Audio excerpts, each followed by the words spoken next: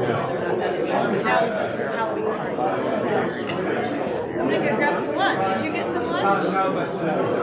You're good. Coffee, water, you're all taken care of. Okay. Thank you.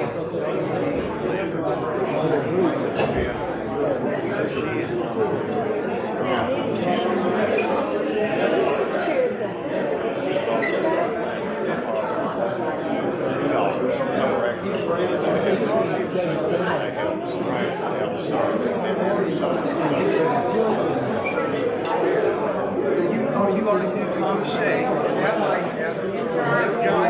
Yeah.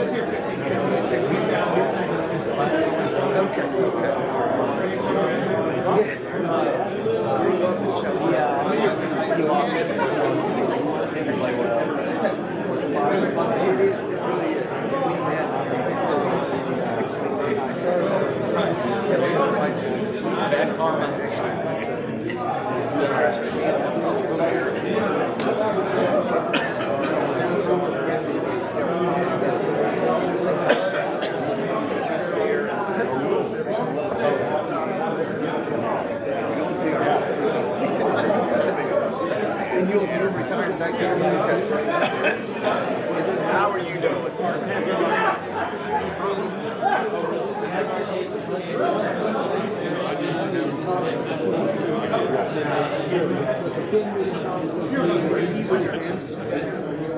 And I know that's I don't think we get all that.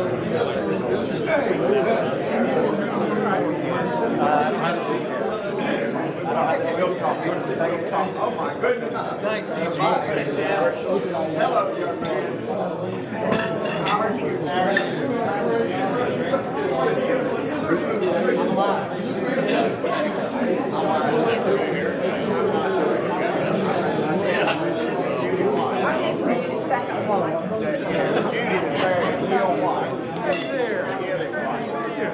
He used to be on TV.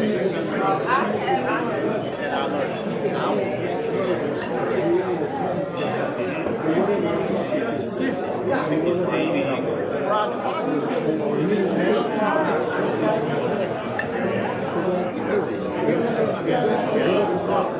So I will hit you.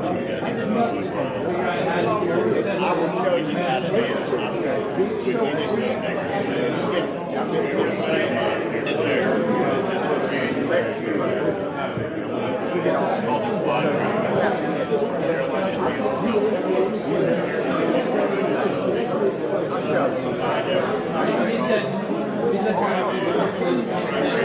Right now,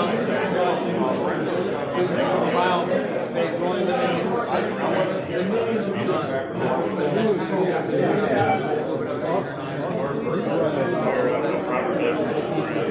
what tell me what exactly they're doing.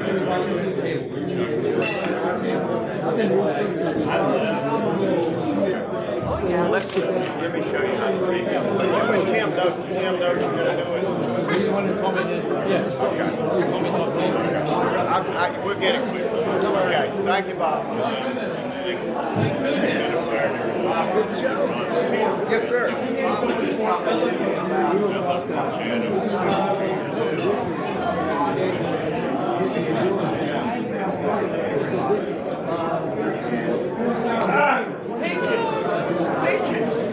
Peaches.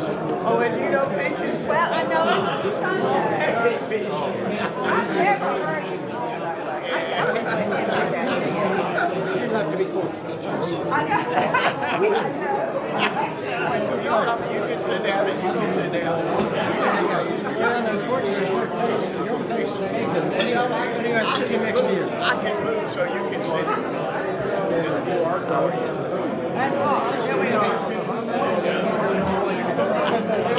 Respect, yeah. Yes, sir. How are you? Yeah, I recognize you. We've had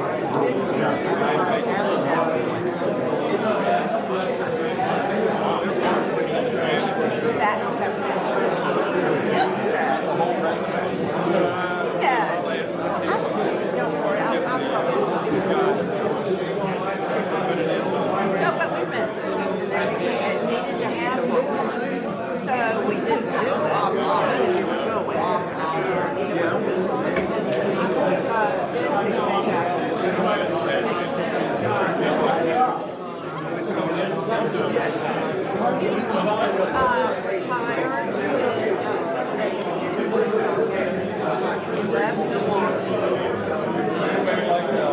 Retired, but he's still on doing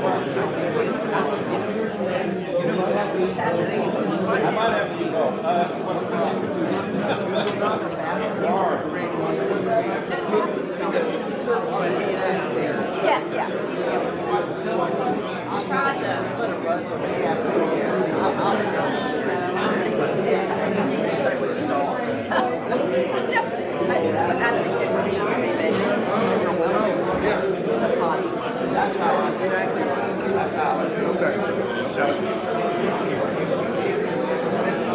Dr. Kenneth, that's exactly right.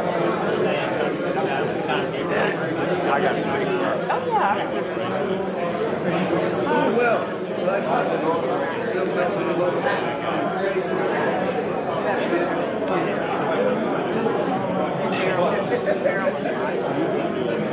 It's kind of like it's hard.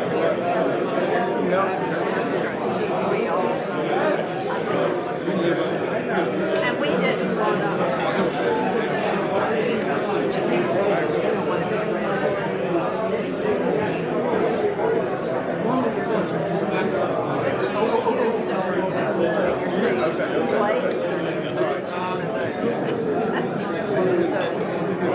Places where old people go are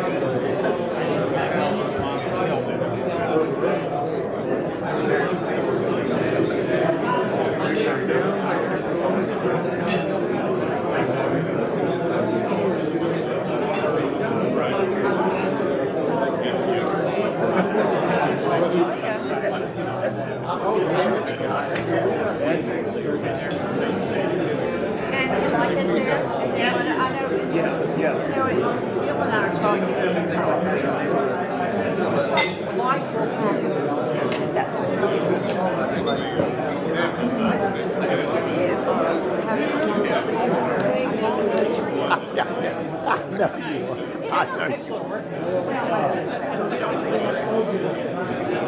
Joe, did they have a good crowd there yesterday? Great. Okay. Well, we had the attendees. All right. We had enough. Okay, good. All right, good. But so thank you. Thank you. And I used to do it for like 5 years.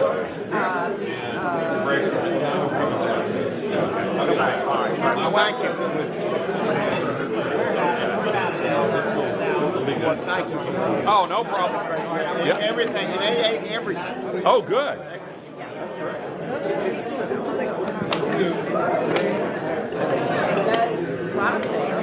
Take a week and mark up. It's like we have places like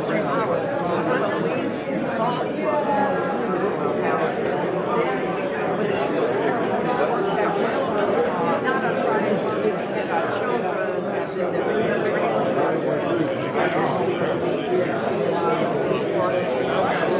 they could come and when it's over that was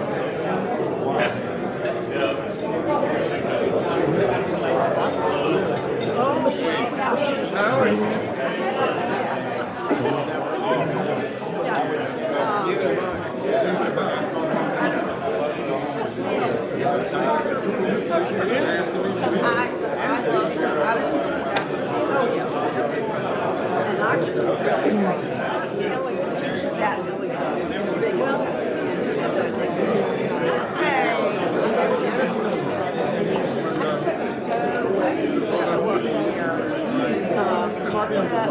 Shuffle up. Why don't I fold up? So and then you might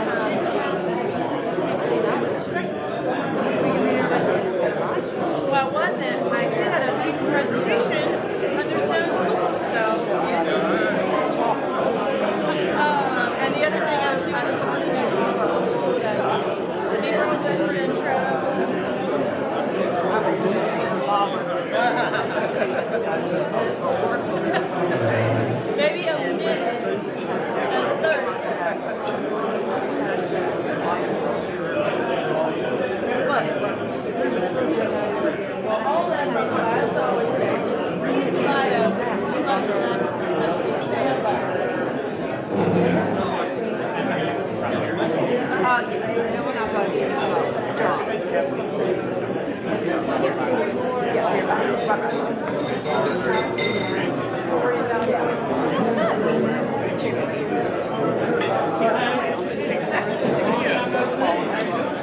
Well, that's why you can read that. You got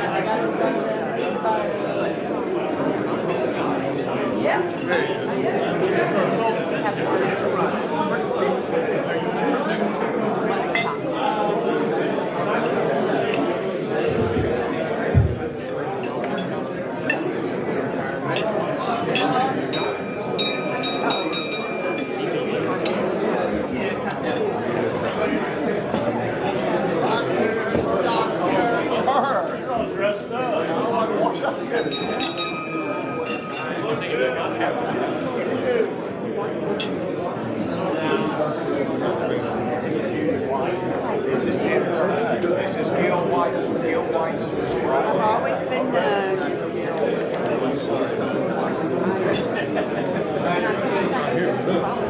Let's get started, please.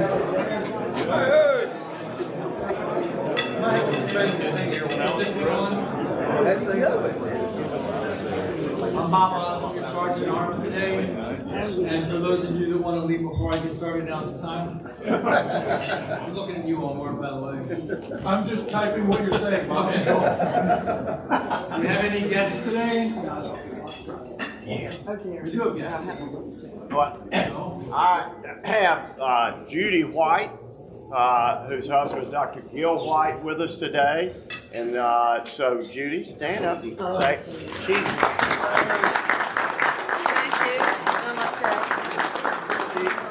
she has spent her professional career working with disabled children. And so, and other stuff. Also, I want to introduce another guest, Marshall Runge. Now, why do I want to introduce him as a guest? Because he's going to be coming down to Chapel Hill. And one of the conversations we had very early on with this is he said, you know, I'd really like to learn about East Chapel Hill Rotary. And so this counts as his first visit. Okay? All right.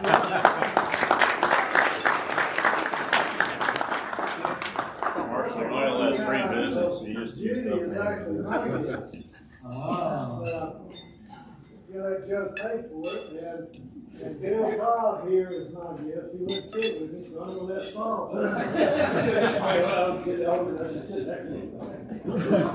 Smart man, Bill. Another guest?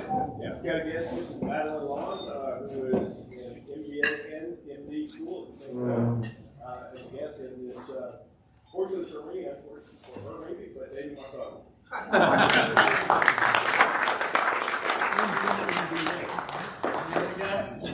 And I have a very special guest, my wife. All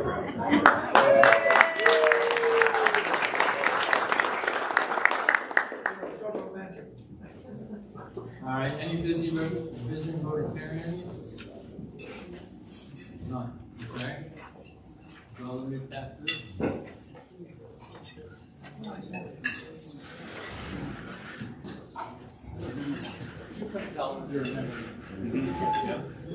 Okay, so first of all, I want to thank all the brave people who went out there during the snow weekend and made it here today. It's typical of North Carolina, whenever the snow freaks out. Actually, I just heard a story the other day that there was a co-ed from Duke who came out and found her car covered with snow and the whole parking lot was covered with snow and she didn't know what to do. She'd never driven in snow, so she called her dad. And her dad said, well, here's what you do. Find the snowplow and just follow the snowplow. So she's sitting there and a couple minutes later, what do you know, a snowplow comes along. So she gets in behind it and she follows him. After 20 minutes, she's feeling better. After 40 minutes behind the snowplow, she's actually feeling really good. By an hour behind the snowplow, she's singing songs and then the snowplow stops. And the driver gets out, and he comes over, she rolls down the window, and he says, what are you doing? And she said, my dad told me I should follow the snowplow. He goes, you're free to follow me as much as you want to, but I'm done the Walmart lot, and now I'm going over to Target.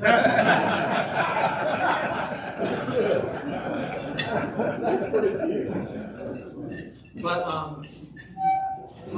speaking of up here, my dad's a good guy. He was a doctor who wouldn't listen to anybody, especially physicians. But they were supportive of each other. And my mom took my dad to the doctor one time because he was feeling tired.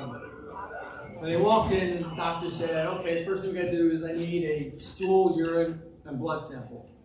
And my dad said, "Huh?" And he said a little louder. He said, "I need stool, urine, and blood sample." And he said, "What?" So the third time he's yelling and he says, "I need blood, stool, and urine sample." And he turns to my mom and he goes, "What's he talking about?" He says, "Dear, he wants a pair of your underwear." So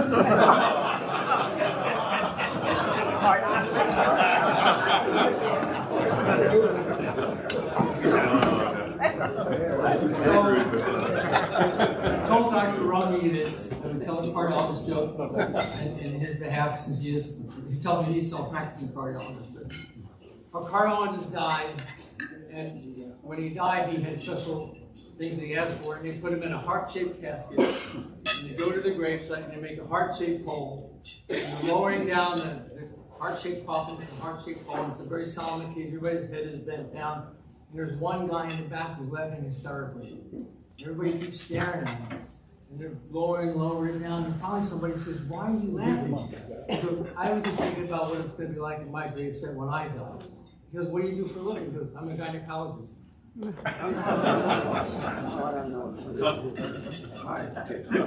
Been this way? That was for Clay.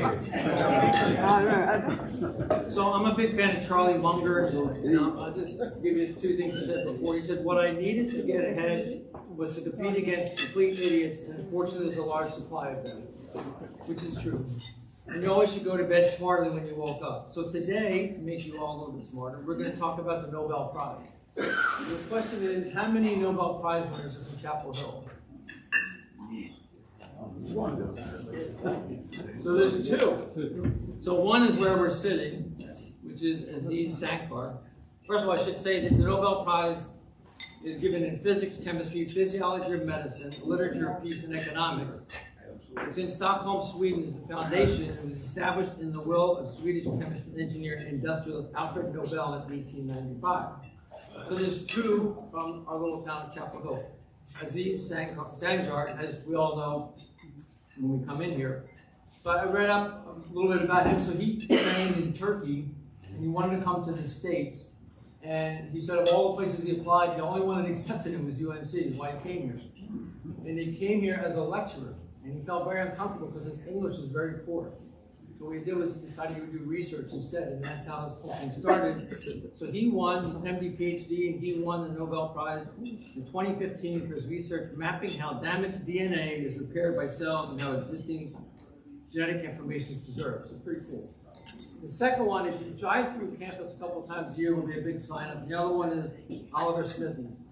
So Oliver Smithies was a researcher, PhD, he's English by birth, and he was at the University of Wisconsin until 1988. Then he divorced his wife, and he married a new woman. Well, they didn't have a position for University of Wisconsin, so in 1988 he came down here to UNC, which is our gain, obviously. And then he won the Nobel Prize in 2007 for his discovery of principles for introducing specific gene modification in mice by the use of embryonic stem cells. I have no idea what any of this stuff is under the reading. So, next question for you folks is, who was the first woman to win the Nobel Prize? Marie Curie, correct. So in 1903, she became the first woman to win the Nobel Prize in physics for her work on radioactivity. She actually made up the term radioactivity and radiation phenomena. Then in 1911, she won it again for her discovery of radium and polonium. So she is the first woman who's ever won it, and the first person to win it twice. So she was Polish, and she studied at the famous Flying Institute in Warsaw. And when you look online, it says not the Flying Biscuit in University Mall. What it says. They're different. And she was collaborating with her husband, Pierre Curie, who unfortunately died in 1906 in a tragic road accident. So I looked it up, and every place it says tragic road accident, and I was not going to take that for an answer. I kept looking. Finally, I found out in 1906, his skull was crushed under the wheel of a horse-drawn carriage. That's how he died. So that was the end of their collaboration. Then in 1934, age 66, she died of aplastic anemia, secondary probably to all the radiation she was around. So it knocked out all the bone marrow, and she had made no more blood cells. So, pretty interesting. So now there's another thing. It's called the Ig Nobel Prize. Anybody familiar with that? Okay, so the Ig Nobel Prize just had its 34th annual meeting.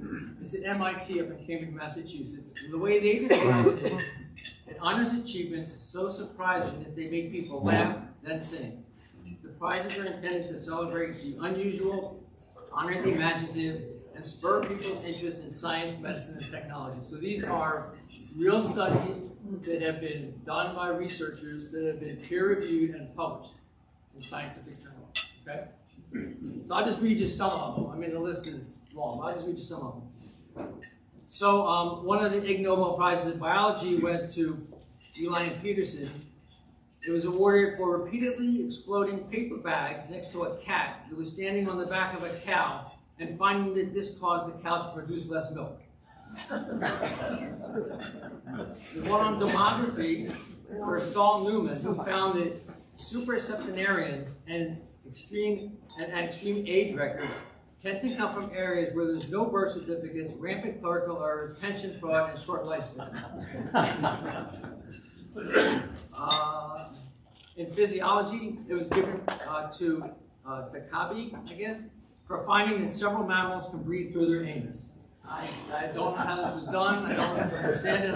I'm just reading what's here. This is. I actually looked this one up because it made no sense to me at all. So James Liao, he had a long-running study on how dead trout can swim. Turns out a dead trout can not only swim, but it can swim upstream because its body vibrates in resonance with vortices created by an obstacle in the water. This process is called passive propulsion. It actually, dead fish can swim and swim upstream. So there, you learned something. Nutrition. 2 Japanese researchers were given the award for experiments to try and determine how electrified chopsticks and drinking straws change the taste of food. This is probably, if you hear it, probably medical students that probably got to do this. Mechanical engineering was given to Preston et al. For reanimating dead spiders to use as mechanical gripping tools. This one is famous, many of you probably heard of this. So a psychologist named David Dunning of Cornell University and Justin Kruger of University of Illinois, their report, Unskilled and Unaware of It, How Difficulties in Recognizing One's Own Incompetence Lead to Inflated Self-Assessments. The Dunning-Kruger effect is a cognitive bias in which people with limited competence in a particular area domain overestimate their abilities. Anybody heard of the Dunning-Kruger effect? No? Well, I'll tell you, if you want to think about it, it's a politician. Managed healthcare was presented to Blonsky and Blonsky for inventing an apparatus facilitating the birth of a child by centrifugal force. And they actually got a U.S. patent on this. To aid women in giving birth, the woman is strapped onto a circular table, and the table is then rotated at high speed.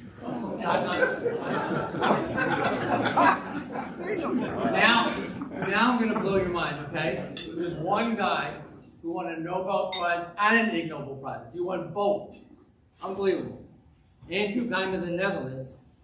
He's a researcher, and in 2000 he got the Ig Nobel Prize in physics, along with Michael Berry, for using magnets to levitate a dead frog. Then in 2010 he received a Nobel Prize for research on graphene. This is the first time anyone's won both of the prizes. The work he did, he won the Ig Nobel Prize for in 2000. By 2022, that work was actually used. His magnetic levitation research on a frog was used as part of the inspiration for China's lunar gravity research facility. So the crazy thing that everybody thought was crazy actually turned out in reality to be worthwhile. So I have one announcement to make. On your tables, on every table I left one flyer for our recycling event, which is March 22nd, 1 to 4 at Carborough High School. If you want, all the do's and don'ts are on there, what they'll take and not take. So if you want it, you can just take a picture with your phone. It'll be in the scuttlebutt. We do need some more people to sign up, so in the scuttlebutt there'll be a sign-up sheet. Please feel free. We'd love to have your help. We're hoping for a big turnout this time. And All right.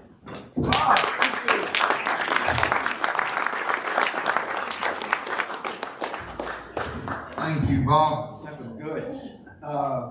Someone may have left a glasses case at our last meeting. Me. Okay. Bob, get that, please. That sounds like O.J. Simpson. What's that? Oh, I know that one. I know the place. Go back. Sorry, Bill. That one already. All right. So, a couple of announcements. We do have a baseball game to go to. That's April 15th, Tax Day. 6 o'clock, that's a Tuesday. The sign up is in the scuttlebutt. I'll probably send a one-off on that as well. Bob mentioned the tech cycling. There is no meeting on May 16th because we have the district conference that's going to be held here in Chapel Hill at the Friday Center. So we're not going to have a regular meeting because we'd like as many members as possible to come with us to that meeting. It's a $79 fee until the end of February, but we will rebate you $50 of that fee if you produce proof that you registered for it.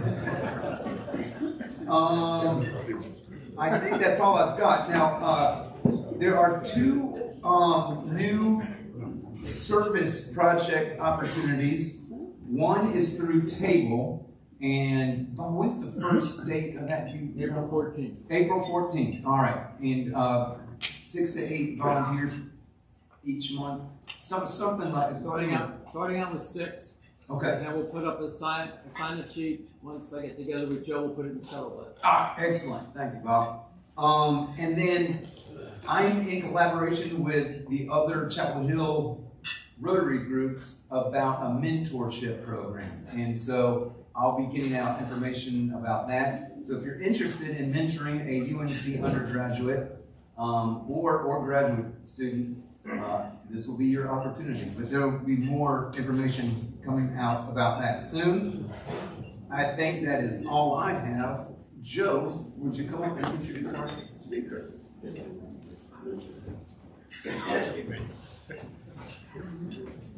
Can you imagine being mentored by Red Dog? I mean, goodness gracious. Well, look, I'm going to introduce Marshall in just a minute, but I got to call out the people that showed up at Family House last month.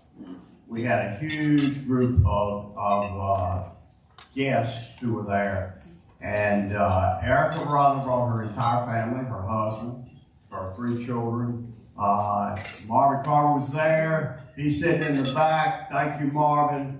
Charles and Lois Lee made it. I mean, they won the Aging Award for being serving food last night, and she brought her wonderful sweet potatoes.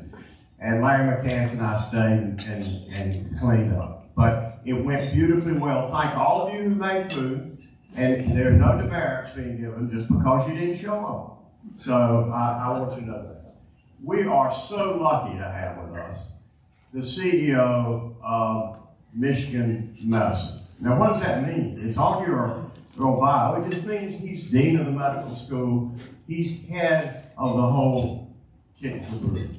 Now, you think he's a failure, a success reading that, but actually, he's a failure. And even though he was dean of the school here, dean of the med school, executive dean, he was chairman of the Department of Medicine. How was he a failure? Well, he grew up in Austin.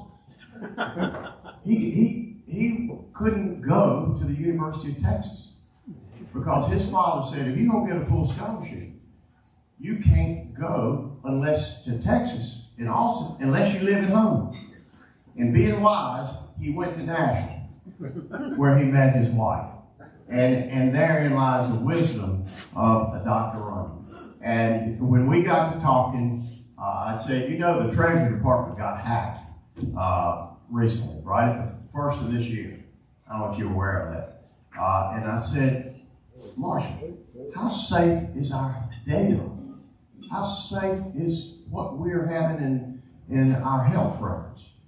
So without further ado, Dr. Marshall Runge, we're glad to have you here.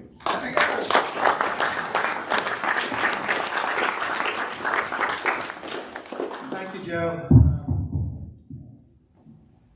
Bob, Tim, and Joe are pretty tough acts to follow, so I think really I ought to just call it. But we did have that conversation, and this is in some ways, as Joe knows, a thinly veiled book promotion talk. Not very thinly veiled, but we were talking about the security of our information in electronic medical records, and it's something that I've been interested in for a number of years, and it kind of fits in the broader category of technology in healthcare. And this title of the talk, I was trying to come up with some title that would grab you.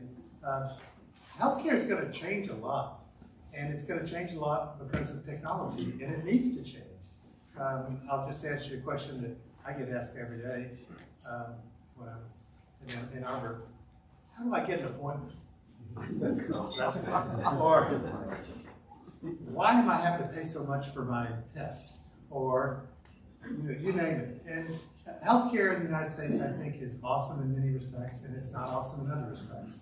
And it's become much more of a, as some of my friends in business call it, a consumer-based approach to healthcare. And so how is technology going to help us? Well, I'm going to give you a few comments on that. But where I wanted to start was about things that I think are going to disrupt it and why. So 15 years ago at the University of Michigan, we looked pretty much like UNC looked 15 years ago. So we had research, education, clinical care. But over the last 15 years, here and there, it's become more of a business. And so we have those parts, but we also have community hospitals, we have joint clinical programs. We're needing to be competitive in our environment. And a lot of that is leveraging technology. I'll talk a little bit about AI, because I think it has a lot of potential benefits and, of course, ways in which it could go wrong. But I want to spend more time talking about IT security and how that's important in healthcare as one example of a technology that I think is very powerful, but one that we have to be very careful about. So, how to get interested in this? I show this slide frequently, and people were like, "Why are you showing that UNC slide?" Well, of course, I was here for 2 national championships,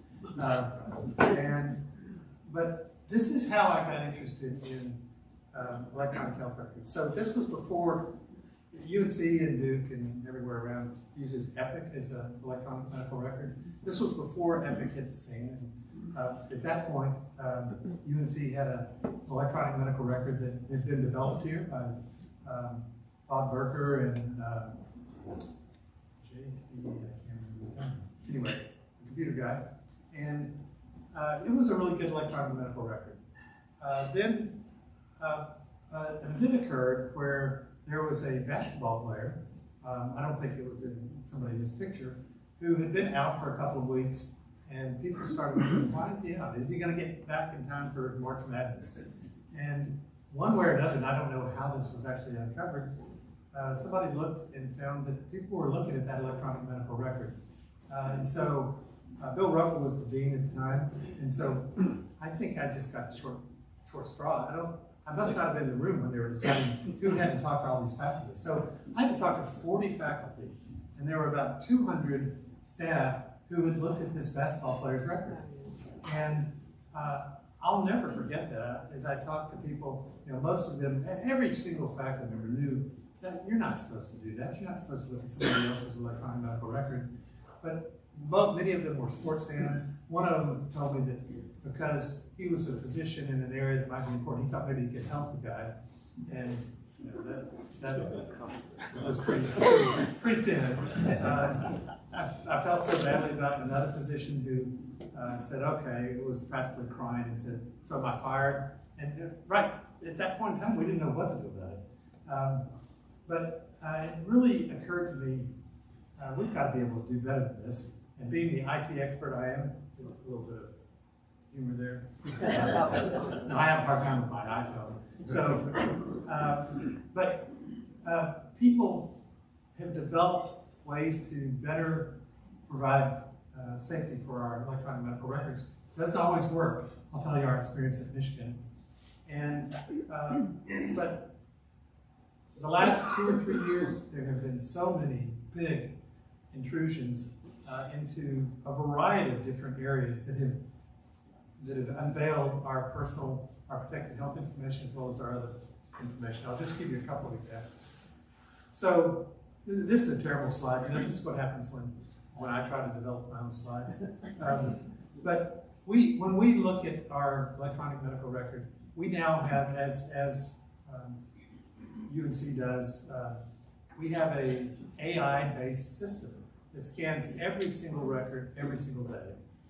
4 million records in our case. And what it looks for is,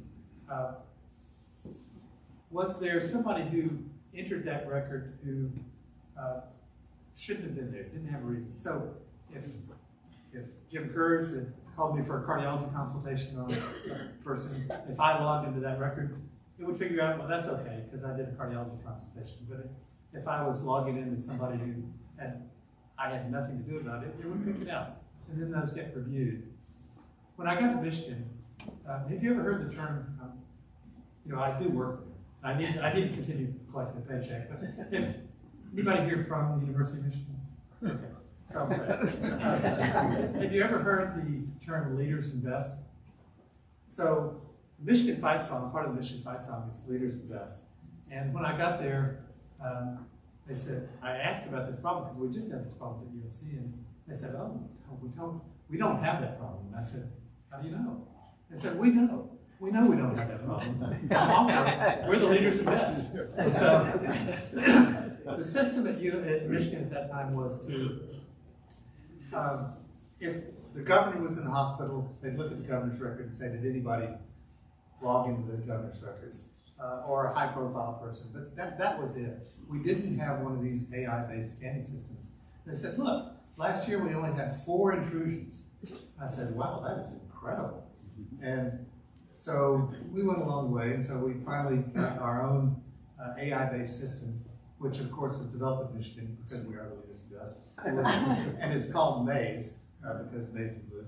But so some of the stalwarts were like, what a waste of money.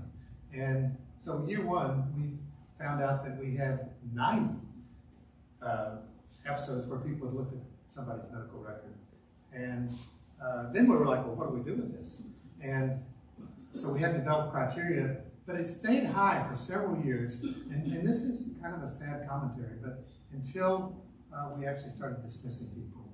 So if you committed what we consider the worst kind of intrusion, which is you had no business looking at a medical record, and it was for your own personal reasons, that person got fired. And they got fired if they were staff. We tried to fire them if they were faculty, but we have a very strong tenure policy. But they lost their clinical privileges. And then, after several years at 80, 90, it's now dropped down. And this past year, 2024, was our best ever since I've been there. And we only had 14. But it didn't start coming down until there was a real definite, terrible punishment. So I think we shouldn't, the moral of that story, my wife always says, what is the moral of that story? The moral of that story is that until you really look, there are risks in all, and I would say not just electronic medical records, but in all of technology. So I want to just pick out a few hacks that have occurred, actually just in the last 2 years. A big one at Scripps that compromised over 1 million patients' records. A bigger one at a place called Eye Care Leaders, which compromised nearly 4 million records. And Common Spirit is a big health system which had another big breach. I'll never forget when, and Jim, I think, was on the, and Tom were on the faculty at the time, when we started to have, Bob Berger and others started looking at passwords. And so, do you remember this? I remember what the most common password was. So we had to have a password. The most common password, I think it was like 40% of people was password. And now, what Michigan has gone to is this 16-digit. So these are supposed to be very safe. Your password can be anything. Mine is, I hate this blank password. And it can be anything, but the trick is to have it so long that the hackers' computers have to generate and somehow build up heat and melt down, or I don't know what happens, but they're pretty impenetrable. So it still remains that the biggest cause of intrusions is failure to update passwords. The ones that really got my attention were in the last year, 2024, and there's one called Change Healthcare. Yes, it did change healthcare, and it was a disaster. CrowdStrike, so I don't know if you've heard that term, CrowdStrike. CrowdStrike, as I understand it, is a company that makes you cyber secure. So this was the one where airlines were down and banks were down, and across the world. Ascension is a big health system, the Catholic health system that has a big presence in Michigan. And then the last one that I'll mention is one that I think is, and this I think is pertinent to all of you who, no matter what areas you're in or whether it's healthcare or not healthcare, it's the need for big groups to use vendors. So Epic, as I said, is this big electronic medical record company. They engaged a company called Particle Health. So what Particle Health was supposed to do was to make sure that all the relevant information is being passed to insurers and others that is available to them, that you're fulfilling your obligation to governmental rules. As it turned out, there were a couple people at Particle Health who were doing that, as well as harvesting information that they were selling to plaintiffs' attorneys. And, who would figure? So Epic says, well, that wasn't us, but it was Epic. I mean, they hired this group. So this is, I believe, hopefully, the last of my are you scared about this slides? But I think as we think about technology and AI, and I personally think that AI is going to change how we do a lot of things. We're using AI in operational areas in our health system. We're also using it, we're comparing it. We have a call center, which being a call center operator is impossible because there are no appointments. And so, you call and say, I need to get an appointment with Dr. So-and-so, and they say, okay, well, the best story I heard was one of my friends who's a faculty member called, and the first appointment for a neurologist, this is not to bang on neurologists, was going to be in May of 2026. So probably not a lot of help. But AI, as it turns out, is incredibly facile. I mean, you can imagine, any of you use ChatGPT? Yeah, I do. I can now I'm so addicted to it, I can hardly write a letter without getting it modified by ChatGPT. But the amount of information that has in it, no human can have in their head. And so we're optimistic about it. There are other people that are doing this. Whether I don't really believe that AI is going to be what you may see in some of these advertisements where it's going to come and it's an AI bot that comes and says, "Oh, hello, Mr. White. Your problem is this, this, and this." I don't think we're there, but I think it'll help us be much more effective in healthcare. So now I'm going to switch a little bit, fact to fiction, but tell you one true story also. So part of this novel that I wrote, this is how my book tours work. I give them away. So I've got 5 of them here to give away today. There's going to be some kind of drawing. But part of the plot is something that I talked to Bob Berger about. When UNC changed to using Epic, the pharmacy refused to change for a while. They were worried that it wasn't going to work for them. And so what I learned at that time was in big hospitals, a lot of times, I always thought it was a pharmacist or a pharmacy technician who mixed up those IV bags, but it's robots, and robots are programmed. And so I said, and we were kind of trying to dream up plot thoughts, and I said, well, would it be possible for somebody to hack into the electronic medical record, enter a false order, and get the robot to put the wrong medications in that would be lethal? And so I came to the opinion that it is technically possible, but there are lots of protections, fortunately. I've never heard of that happening. But that's kind of was one of the ways that I got interested in writing fiction. So I want to tell you a little bit about my writing experience. In reality, because when I speak to audiences, it turns out there are a lot of people who have written something, or they want to write something. It may be a novel, it may be something else. They want to get it published, and they have no idea how to do that. And I can tell you, for the first 3 months that my fabulous novel sat on the electronic bookshelves of Amazon, I didn't know anything about how you promote it either. So I've fallen in every single pothole, and if you if I could be helpful to you, I'd be delighted to tell you what I've learned about the process of trying to write and publish. But what I really love, so looking around the room, I can see you're serious people, and you had serious jobs, and everything that you did, you had to be factual. You had to be sure you were doing the right thing. In my life, I had to be sure that if I wrote something that was true, and nobody was going to say, well, you made that up. And the great thing that I found so liberating about fiction is you can write whatever you want. There's no fact checking.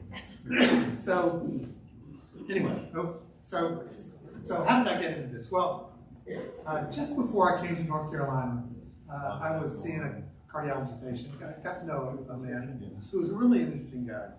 And he was an attorney and had worked for the FBI, but he had gotten into alcohol, he was about, not like he was old, he was like 20 years younger than me now. But he seemed old. But he lost his job with the FBI, lost his license to practice law, and lost his family. And so, he, in retrospect, he could have been a character in a John Grisham novel. I mean, he was just like one of these. And I love John Grisham. So one day he said, hey, Doc, you know John Grisham? And I'm like thinking, John Grisham. This shows how widely read I was. I said, is he a patient here? He said, no, he's not a patient here. He's a writer. I'm going to bring you a novel of his. And so then I was hooked on John Grisham. I read all his novels, and I thought, I can do this. I'll write medical novels. And, it turns out that's not so easy as it might seem. And my wife keeps this tab of expenses related to my writing, so I get somebody to help me edit it, I get this, I get that. So the tab is up here, and she said, she continues to ask me, just tell me when the revenue gets halfway to the tab. So I wouldn't advise this as a money generating hobby, but as I'm thinking about, well, what am I going to do? I'm 70. I know you don't believe that looking at all this white hair, but I am actually 70. And I won't be doing these administrative roles past June 30th that I have. I will continue to practice medicine, but I was thinking, well, what do I do? My brother retired, and he said, man, the first 2 or 3 years were awful. I didn't have anything to do. And I said, well, I'll just become a famous writer. So anyway, that's kind of where I ended up. And now the self-promotion. So I wrote this novel, Coded to Kill. It's based around everything horrible that can happen as a result of people tinkering around with your electronic medical record. It's based in the Research Triangle area. I won't ask this question, but if you had to guess if there was a large academic hospital that started with a D, but was called Drexel, but wasn't in Chapel Hill, I had to put that in the book. So it's based around this fictional hospital, Drexel. I did actually just finish a book that is it'll come out in, I think, April. And it's called The Great Healthcare Disruption, Big Tech, Bold Policy, and the Future of American Medicine. This was done, Forbes Books has a series of books. It was great fun writing that, gave me a chance to really think about a lot of the very controversial topics of the day: vaccines, these new weight loss drugs, aging, how to reverse aging. And that led me to think about aging. I don't know why would I think about it? But so I'm in the process of writing a second novel. It'll be finished maybe this summer. The first one took 15 years. Hopefully this one is not going to take 15 years, or I'll be, somebody will be coming asking me for a blood sample or stool sample. But it's about immortality, and it got me reading about people. So maybe the most entertaining thing that I can suggest to you, there's a guy named Brian Johnson. So, oh, by the way, you're happy to have, welcome to having these slides. So Brian Johnson made a fortune where do people make fortunes? IT. So he had an IT company called Rotary. And this guy is like dedicated himself. He's 46 and he wants to be 18 again. So to try to reverse aging. And you can find him so easily. He's in the New York Times, Wall Street Journal, you name it. And he has this website called Blueprint. And you can read and also buy some of this stuff. But he takes 90 nutraceuticals a day. He has this incredibly structured lifestyle. Gets up exactly the same time. He believes sleep is very important, so I can go with that. This website shows all these things that, I mean, God, the guy is looking pretty good for a 46-year-old. Shows him lifting weights and how much weight he can lift. So if you're interested in reading about somebody, and there's a whole group of people who, he spends $2 million a year trying to reverse aging. So an interesting topic. Anyway, so with that broad, chaotic, somewhat schizophrenic presentation, I'd love to hear what's on your mind. If there's anything that I can be helpful in telling you, I can tell you the good, the bad, and the ugly, and manage the ugly. Yeah? Thank you. Always a pleasure to hear you. I'm going to ask you to pivot a bit, if I may. Through the lens of a dean, and obviously somebody who's been recognized for much of your science, share with us, in the context of disruptions in healthcare, your feelings about, if you will, the new rulings on essentially the expunge of the DEI terminology for funding, and also the government's new policies on NIH funding through the lens. I thought you were doing that for me, because I don't want to hear this question. Did you hear that question? Yes, I heard it. Yeah, and the government's new policies on funding NIH through the university discretion or indirects, and what impact that will have for research in the near future in our country with respect to leadership and research in the near future. Well, so incredibly important topics. And when generally, and I get asked these questions frequently, when I get asked questions that have anything to do with politics, I say, well, wait a minute, I've got a call coming up. That's the dean of a major university. So, I will tell you, this has caused great consternation, the executive orders for universities in general, and for health systems in particular. University of Michigan, you may or may not know, has, since over 10 years, 15 years, maybe longer, has been a champion for DEI. And in fact, such a champion that there were two big Wall Street Journal, New York Times articles about how much money the university has spent on DEI and what the measurables were for it. So park that over here for a minute. The interpretation at our institution, and I think among many university presidents, is that for universities that don't comply with the executive orders, and then there was most recently a dear colleague letter that was issued about a week ago that requires a response next Friday. If you're not compliant, there is the threat that you could lose all federal funding. So if, for the University of Michigan, which I can tell you about, if we lost all federal funding, and the university has a big endowment, huge endowment, we could survive for about a year. And then we go bankrupt, because all federal funding is not just NIH funding and NSF and other scientific funding. It's funding for student scholarships, for Pell Grants. It could impact healthcare, which if our commercial insurance in our health system is about 38%. All the rest is federal, Medicare, Medicaid, and other federal programs. So it would be devastating. Now, as I think about this, and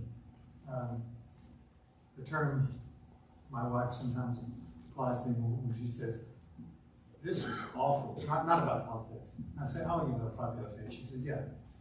The words out of the mouth of an unrealistic eternal optimist. But I think that these things can't happen across the United States, or the United States would be in terrible trouble because the economy would be having a big problem. So your question may be, what are we doing at the University of Michigan?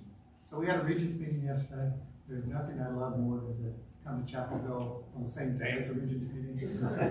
So it was a highlight knowing that the Regents meeting can only go on so long, and I was going to get on the plane last night. But this was a big topic at our Regents meeting, and so we don't quite have a plan in place, but our plan in place is in general to try to be in compliance with all these executive orders, because if we were to lose federal funding, it would be disastrous for us. And while that, I don't really think it can happen across all universities. I think there'll be some universities that could be in the spotlight, and I think Michigan could easily be one of those, just based on what's happened there. So that probably sounds like a dance. Did I dance around your question enough to touch on any important topics? I appreciate your candor. In the context of disruption of healthcare, where do you foresee the future of healthcare and our country being a leader, if I may, so bold to say, in driving that? So another great question. So when you're able to pre-order the great healthcare disruption,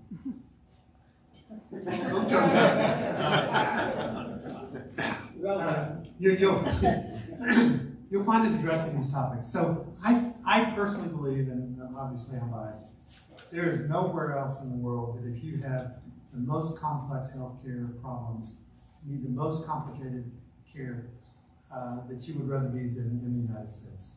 UNC, Duke, even Duke, UNC, Duke, Michigan, across the United States, we provide care that is not available and not available at that level in most places in the world. So we are great there. Where we're not so great is in primary care and the amount of money we spend on healthcare.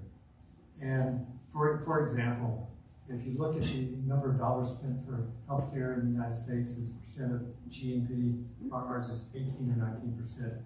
And if you look at, there's an interesting ratio of how many primary care physicians there are in the country versus how much of their GNP they spend. So we're like way number one in the amount of money spent, and way in the bottom of the top 20 or so industrialized countries in how many primary care providers we have. And so this will sound weird as a specialist. I never would have thought 20 years ago I'd be saying this as a cardiologist, but I think the biggest area of need in the United States is more primary care. And we need everything, but we just did not have that much of a focus on primary care. We need to figure out how to make it exciting.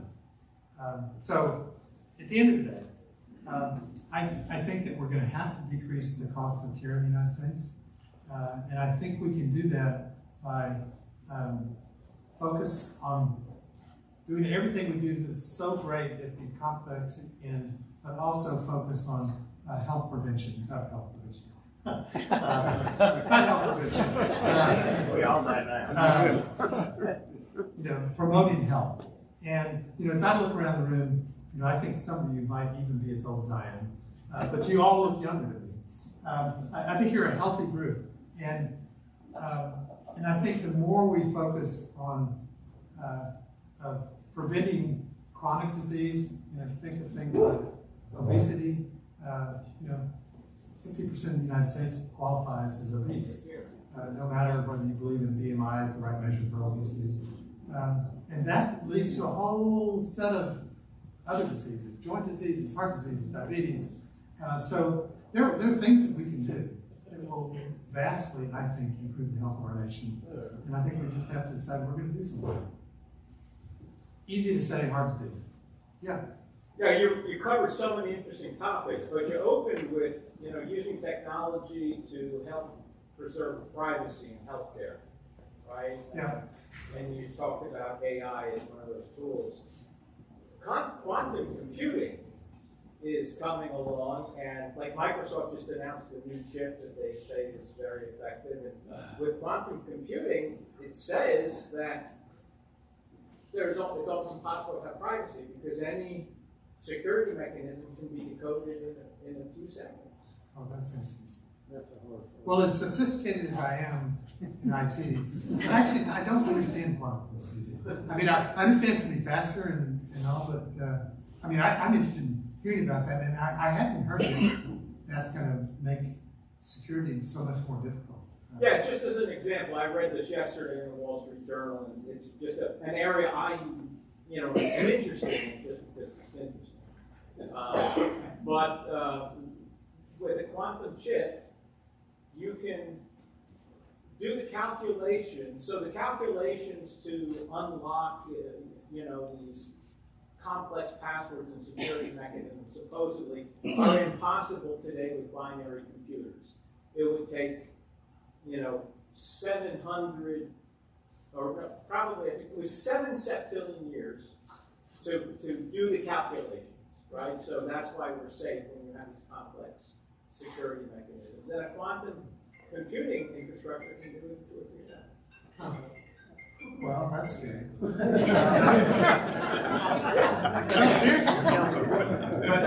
I'll tell you, this is coming again from somebody who does almost nothing about IT. But one thing that we've learned recently, and I'm sure my colleagues at UNC have learned this as well.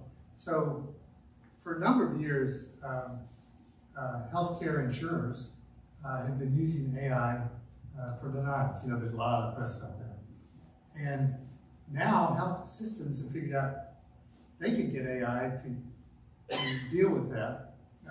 And so now it's 2 AI systems fighting with each other. And I wonder if maybe that would work with quantum computing. You could have, this is where I'm so far out of my league. But I don't know what these solutions might be. But I didn't realize that was going to be such a risk to security. I'll say one other thing that's kind of mildly interesting. So Michigan has entered into an agreement with Los Alamos, the Los Alamos facility. So Los Alamos apparently is beautiful in the area that is. There's just no more people and no more space to hire people, and they need more computing space. And what they really need is water.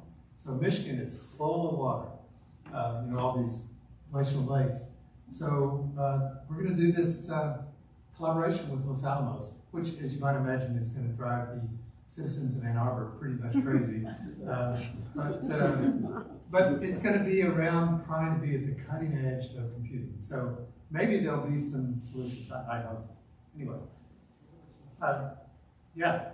Well, Marshall, when you were here, I'm aware of the kind of schedule you kept, and I'm sure up at Michigan it's, if possible, even busier. How do you find time to write? Well, so I have done my writing I get up early, so I've done it in the early morning hours. And some days I can squeeze in an hour or 2. Some days I can't squeeze in any time. Hence the 15 years of writing the novel. Now I've mastered, though. This will be an important tip to you. I've mastered email. So if you just don't answer email for long enough, people Actually, I learned this from somebody here. Put up an out of office message that said, I'm going to be out of office for a week. And it didn't say it quite like this, but the message was, if what you're contacting me about is at all important, just contact me again. I'm deleting all these emails. And so I've been wanting to put that message out. But seriously, it is hard to find time. But in my this is my self-pitying part of my poor existence. It's my only hobby, but it's so much fun because, and I didn't tell you my best story about writing. So I worked on this book for a long time here, and then I thought, well, I'll show it to a couple of people and see what they think. So I showed it to a couple of people, and most of them were, yeah. Susan, my wife, was as usual her full, transparent person. She said, I started reading it, and you have like 100 characters, and there's no plot. She said all the characters are despicable people. So she'd uncovered my theme of my writing, which is every time somebody made me mad, they became a character. It could be somebody in the city, it could be somebody at the grocery store, somebody cut me off in traffic, the evil person in an Audi who cut in front of me. So then I actually took a writing course, which was really fun. Jeff Haupt, who was the dean at the time, got this flyer, and it was for fiction writing for physicians. And I thought, wow, that's great. I'm going to go there, probably 3 or 4 people. So I went to this thing in Cape Cod, a 2-day program, and there were 300 physicians, 2 former classmates of mine at medical school, all of them were trying to get out of medicine. And featured themselves, much like myself, as a famous fiction writer. Anyway, I don't even remember your question, but catch as catch can. You took it in a good direction. There you go, Jeff. Can I ask a question? Yes. Bill Blackburn, can I ask a question? Bill told me I couldn't ask Go a question. ahead. Okay, thank you. We wanted you to have time because you always need it so badly. Thank you. Well, and one thing I'll say is that in response to who looks at medical records, back when I was a medical student, this is an admission, there was a point guard at UNC named Ray Harrison. If you remember Ray Harrison, he was fantastic. And in the freshman game between UNC and State, I think State had Burleson, and they had all these guys that were great. And Carolina had the guy Donald Washington, who was a world beater, except he was a womanizer, I guess. I don't know how you say that about a college kid. But anyway, and Ray Harrison, and he was fabulous. Well, he ended up in the hospital the next fall. And he was going to be the star. So I happened to be on a certain service, and I saw his chart. And I said, should I or shouldn't? Well, I never had to answer that because I was already looking at the chart. So indeed, I was on psychiatry. And so what I found out is that he would never play again. That he had schizophrenia and that he would never play again. So I knew that, but I never shared it, and there was no and maybe I've been eliminated, I don't know. But so I have to confess that. The other thing I'll say to what he said is that, one, I talked to a renal pathologist in Arkansas today and asked him about the AI to identify prostate cancer.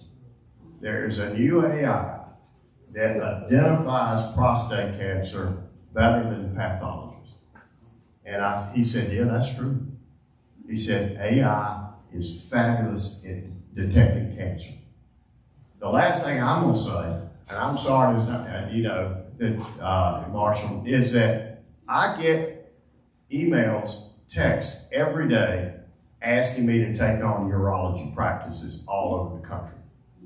I was at a meeting in Washington, D.C. last week with a recruiter. And I said, what is the #1 specialty that is being recruited by facilities today? Anybody want to guess what it is? Primary care. Huh? Primary care. No. GI. Gastroenterologist, because what they do all day is and Jim Curris is doing it, it's all about money. Next is neurosurgery. Urology is 5th on the list. And I get things every day. So talking about a primary care shortage, I would like to add, what do you think maybe we're heading to a full-blown healthcare shortage? I do, but I see Tim grabbing for the microphone. And there's a hook over there, so. Thank you for tolerating me.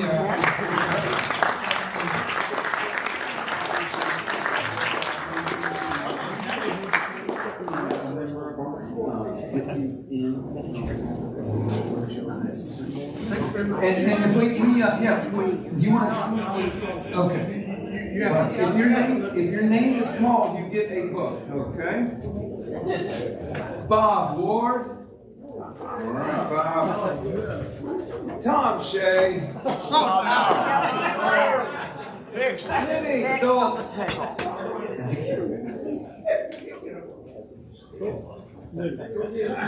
Moira. And Ed Loudermilk. So, thank y'all. Marshall, thank you so much for being with us today. Have a great weekend. Good to see everyone. There's one more. I don't Sorry in the snow.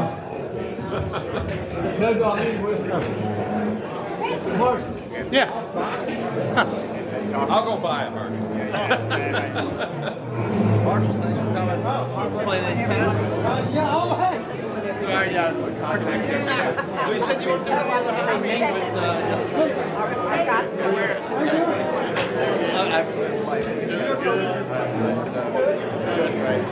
kids playing?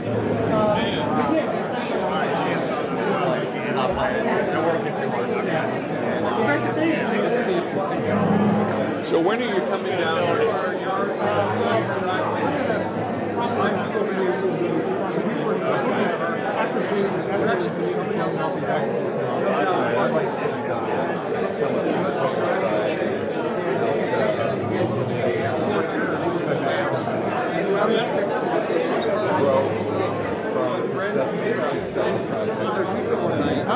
Yeah, it'd be fun to talk. Yeah. Okay, great.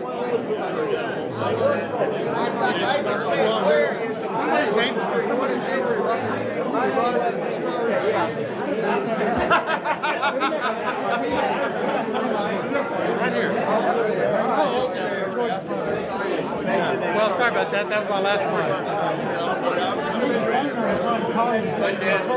So, yeah. It's easy to find my phone. It's online and it's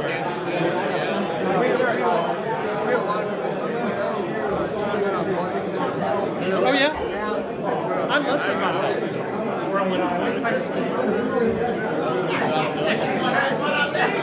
Yes. Well, I used to go to Montana. When I was here, I would see cardiology patients every other week there. But I was so impressed with what Steve Montana does. Great family medical medicine. So you practice with people?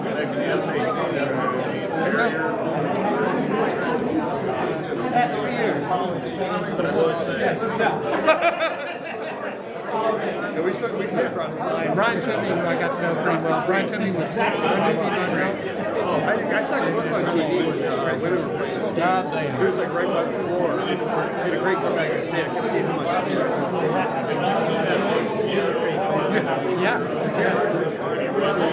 Yeah, really. That's cool.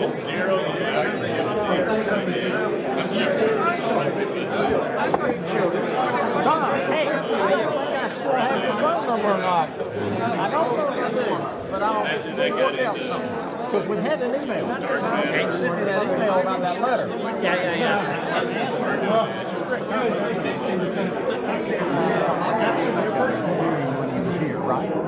Right? Did you? You guys you didn't know it? I'm sorry, come again. It's my hearing. So. Oh, yeah, I know Mark. That's why I was sitting up here. Oh, okay. Yeah. Just confidential. Just wanted to sit there. stuff. I can't figure out how you can do all this stuff. I mean, you have a pretty serious job and you weren't fucking around. I didn't know anything about it. It's fascinating. He was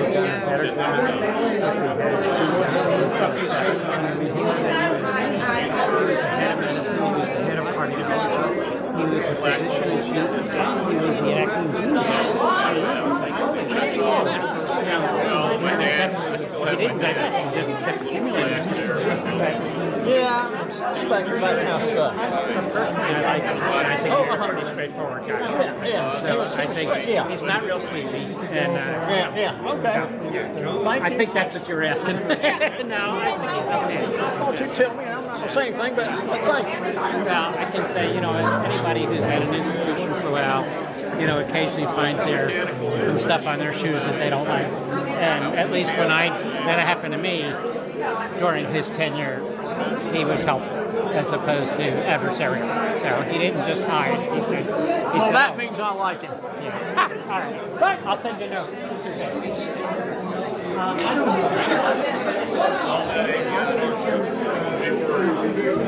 Redesigning the barrier.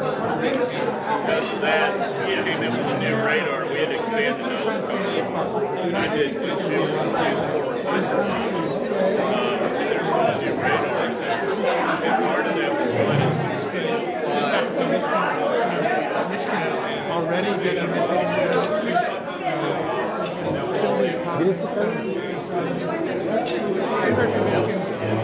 There's enhanced big problems. It's terrible for the client. And so I think ultimately what we are going back and forth, and I don't want to get too political about it, but I just kind of feel like good administration throwing some stuff out, see what sticks,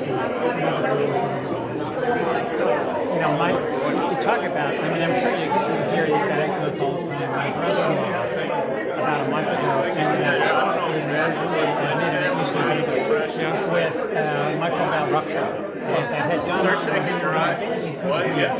And so he was in the hospital for about 5 days, in the ICU for 3 days. And his bill was over $1.1 million without any profiles. He had no procedures. He wasn't on a bed. yeah, these bills are astronomical. I had a hip replacement. In full transparency. And, I saw that bill. It was the same day procedure.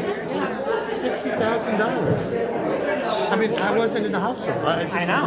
What do you do about that? I mean, is there anything you can do? I mean, you're not my wife's a doctor. I've seen the paper. Is that really the problem? I think it's, being a doctor, I think that's a problem, but I don't think it's any big. So much.